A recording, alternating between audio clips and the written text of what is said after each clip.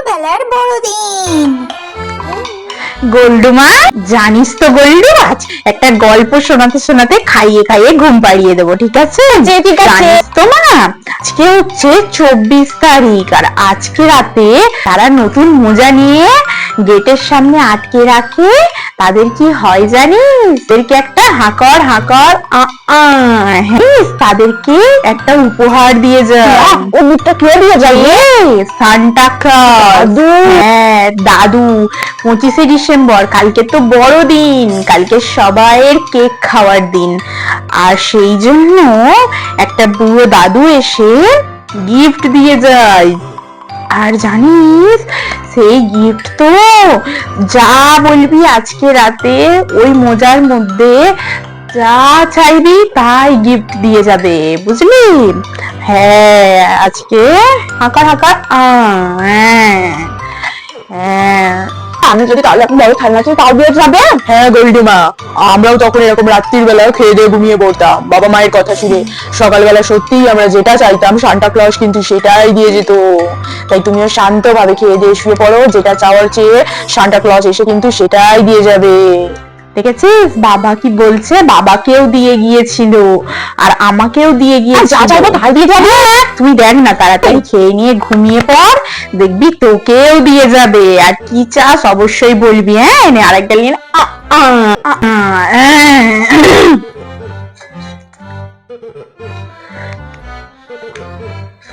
ঠিক আছে মা, তুই বাবার সাথে একটু গল্প কর, আমি হাত মুখটা ধুয়ে আসি, তারপর হাত মুখটা ধুয়ে তোকে ঘুম পাড়িয়ে দেবো। আজকে তাড়াতাড়ি ঘুমিয়ে পড়বি। হ্যাঁ, কালকে তো সান্টা ক্লজের থেকে গিফট নিতে হবে। ঠিক আছে, আমি রেখে আসি, দাঁড়া। মা, আমি যা চাইবো সান্টা দাদু তাই দিয়ে যাবে? হ্যাঁ, কেন দিয়ে যাবে না? তোর কি চাই রে মা?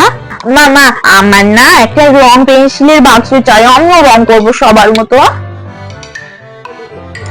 ও, তোর একটা রঙের বাক্স চাই না রে মা? ঠিক আছে, দেখিস তুই মোজার মধ্যে দিয়ে শুয়ে পড়েছিস তো, সান্টা ক্লজ এসে ঠিক তোকে দিয়ে যাবে। কি মজা, সান্টা দাদু দিয়ে যাবে? সত্যি দিয়ে যাবে তো আমার সব বন্ধুদের মতো? হ্যাঁ, আমার সোনা মা। ঘুমিয়ে পড়ো মা, ঘুমিয়ে পড়ো। কি গো, মেয়ে তো রঙের বাক্স চাইলো, নিয়ে এসেছো? হ্যাঁ নিয়ে এসেছি, দাঁড়াও 1 মিনিট। দেখো তো তোমার পছন্দ হয় কিনা। এই দেখো, তুই দেখি। এই নাও। বাহ, খুব সুন্দর। বাহ, ওর নিশ্চয়ই খুব পছন্দ হবে। অনেক কালার আছে, ওর নিশ্চয়ই খুব পছন্দ হবে। এক কাজ করো, আমাদের এই ঘরের মাথায় যে পেরেকটা আছে ওখানে গিয়ে এটা লাগিয়ে দিও। কালো ঘুম থেকে উঠে যখনই দেখবে এই গিফটটা ওকে সান্টা ক্লজ দিয়ে গেছে, ও তখনই খুব খুশি হয়ে যাবে। আর ওই গিফটটা পেলে খুব খুশি হয়ে যাবে। কালকে আর স্কুলে যাওয়ার জন্য আমাকে আর বেশি তোড়জোড় করতে হবে না, ও স্কুলে চলে যাবে এই গিফটটা পেয়ে গেলে। তাড়াতাড়ি চলে রেখে দিয়ে আসি। চলো চলো চলো, আটকে দিই, কিন্তু আটকে দিই। মেয়ে আমার কাল ঘুম থেকে উঠে গিফটটা দেখলেই খুব খুশি হয়ে যাবে। চলো আমরা এবার খেয়ে দিয়ে শুয়ে পড়ি, চলো।